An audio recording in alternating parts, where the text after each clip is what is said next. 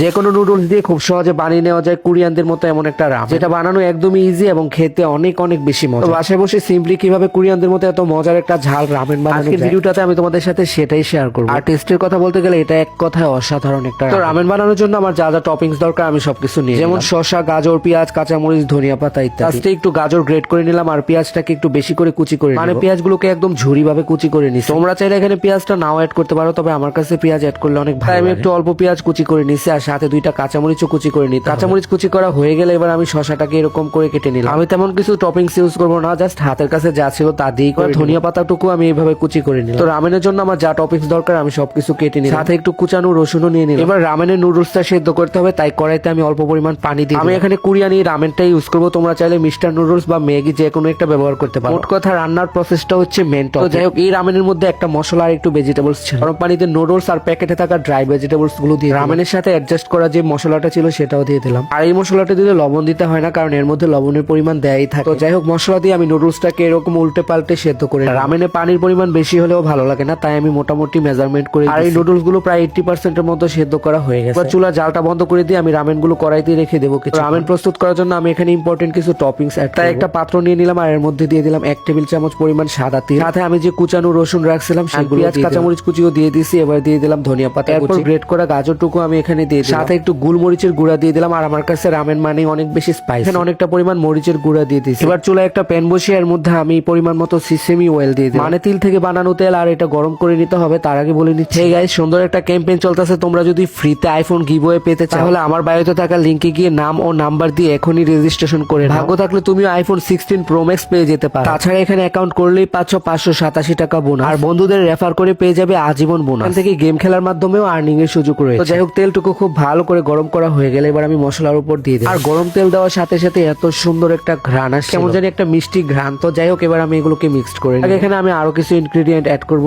যেমন এখানে আমি 2 টেবিল চামচ পরিমাণ সয়া সস দিয়ে দেবো।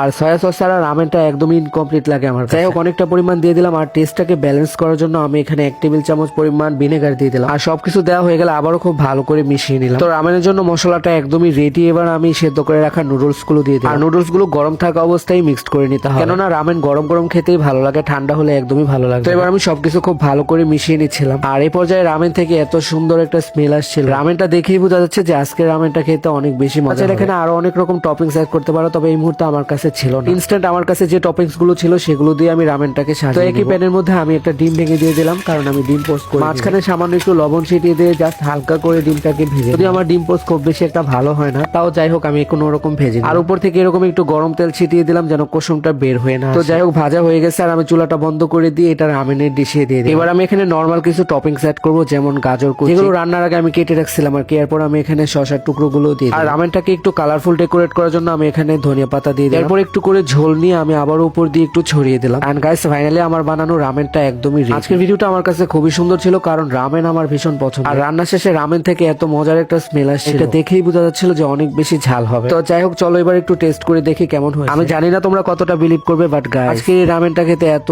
বেশি আমি ছিল, পুরাই মাথা নষ্ট করে দাও অস্থির একটা রামেন ছিল এটা। বিশেষ করে রামেনের ঝোলটা খেতে এত বেশি টেস্টি লাগছে। আমার মনে হয় ঝালের পরিমাণটা আরো বেশি হলে আরো ভালো লাগতো। তবে সব মিলিয়ে রামেনটা খেতে আজকে দারুণ লেগেছে। তো গাইস, তোমাদের কাছে আমার আজকে রামেন রান্নাটা কেমন লাগছে অবশ্যই কমেন্টে জানাও। দেখা হবে এমনই কোনো নতুন ব্লগ নিয়ে। সে পর্যন্ত সবাই ভালো থেকো, সুস্থ থেকো। আর আমার রান্নাটি ভালো লাগলে ভিডিওটা একটা শেয়ার করে দিও।